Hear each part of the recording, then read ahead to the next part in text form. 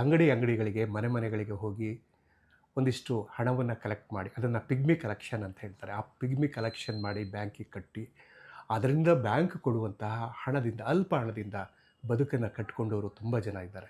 ರಾಜು ಅವರು ಅವರ ತಮ್ಮ ಬದುಕನ್ನು ಹೇಗೆ ಇದರಲ್ಲಿ ನಡೆಸಿದ್ದಾರೆ, ಏನೇನು ಸವಾಲುಗಳು ಬಂದಿವೆ, ಹೇಗೆ ಆಗಿನ ಪರಿಸ್ಥಿತಿ ಹೇಗಿತ್ತು, ಈಗ ಹೇಗಿದ್ದಾರೆ, ಅವರ ವೃತ್ತಿ ತಮ್ಮ ಬದುಕಲ್ಲಿ ತೃಪ್ತಿಯನ್ನು ತಂದುಕೊಡ್ತಾ ಏನು ಎಂಬುದನ್ನು ಮಾತಾಡ್ಸೋಣ. ಸಂಗ್ರಹ ಮಾಡೋಕ್ಕೆ ನಿಂತಾಗ ಸ್ಟಾರ್ಟಿಂಗಲ್ಲಿ ಬಹಳ ನಮಗೆ ಚಾಲೆಂಜಸ್ ಬಂತು. ಏನು ರೀ ನೀವು ಶಿವ ಬ್ಯಾಂಕ್ ಅಂತ ಅಂತೀರಾ, ಇನ್ನೂ ಮೊನ್ನೆಯಿಂದ ಓಪನ್ ಆಗಿದೆ, ಪಿಗ್ಮಿ ಕಲೆಕ್ಷನ್ಗೆ ಬರ್ತೀರಾ, ಹೆಂಗ್ರಿ ನಂಬೋದು ಅಂತ.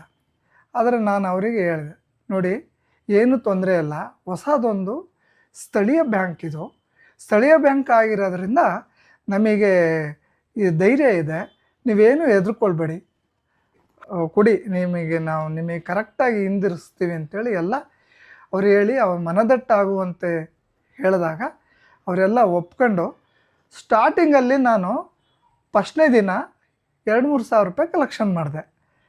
ಆಮೇಲೆ ನಂದು ಆ ತಿಂಗಳಲ್ಲೇ ನಂದು 15,000-20,000 ಸಾವಿರ ಕಲೆಕ್ಷನ್ ಮಾಡೋಕ್ಕೆ ನಾನು ಟಾರ್ಗೆಟ್ ಇಟ್ಕೊಂಡೆ. ಅದೇ ಥರ ಆಯಿತು ಕೂಡ.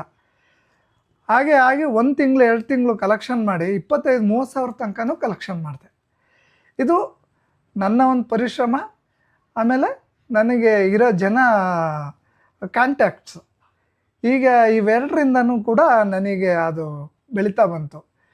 ಈಗ ಕಲೆಕ್ಷನ್ಗೆ ಹೋಗೋ ಟೈಮ್ನಲ್ಲಿ ಸಾಮಾನ್ಯವಾಗಿ ಒಂದು ಮನೆಗೆ ಹೋಗ್ತೀರಿ, ಒಂದು ಹೋಟೆಲ್ಗೆ ಹೋಗ್ತೀರಿ, ಒಂದು ಅಂಗಡಿಗೆ ಹೋಗ್ತೀರಿ, ಅಲ್ಲಿ ಅವರ ಮನಸ್ಥಿತಿ ಹೇಗಿರುತ್ತೋ ಗೊತ್ತಿಲ್ಲ. ನೀವು ಕಲೆಕ್ಷನ್ಗೆ ಹೋಗ್ತೀರಿ, ನೀವು ಬರ್ತಿದ್ದ ಹಾಗೆ ಅವ್ರ ರೆಸ್ಪಾನ್ಸ್ ಹೇಗಿರುತ್ತೆ? ಕೆಲವು ಭಾಳ ಗೌರವವಾಗಿ ನಮಗೆ ನಡ್ಕೊಂಡು ಇನ್ನೂ ಮುಂದೆ ಹೋಗ್ಬೇಕು ಅಂತೇಳಿ ಬೇಗ ದುಡ್ಡು ಕೊಟ್ಬಿಡ್ತಾರೆ. ಕೆಲವ್ರು ಏನು ಮಾಡ್ತಾರೆ, ಒಂದು 5 ನಿಮಿಷ ನಿಂತ್ಕೊಳ್ಳಿ ಅಂತೇಳಿ ನಿಲ್ಲಿಸ್ತಾರೆ. ಯಾಕೆ ಅಂತಂದರೆ ನಾವು ಅವ್ರದ್ದು ಮನಸ್ಥಿತಿಯನ್ನು ನಾವು ಅರ್ಥ ಮಾಡ್ಕೋಬೇಕು. ಯಾಕೆಂದರೆ ಗಿರಾಕಿಗಳಿರ್ತಾರೆ, ಅವರಿಗೆ ಕಸ್ಟಮರು, ಆ ಕಸ್ಟಮರಿಗೆ ಅವ್ರಿಗೆ ವ್ಯಾಪಾರ ಮಾಡಿದ್ರೇ ನಮಗೆ ದುಡ್ಡು ಕೊಡೋಕ್ಕಾಗೋದು.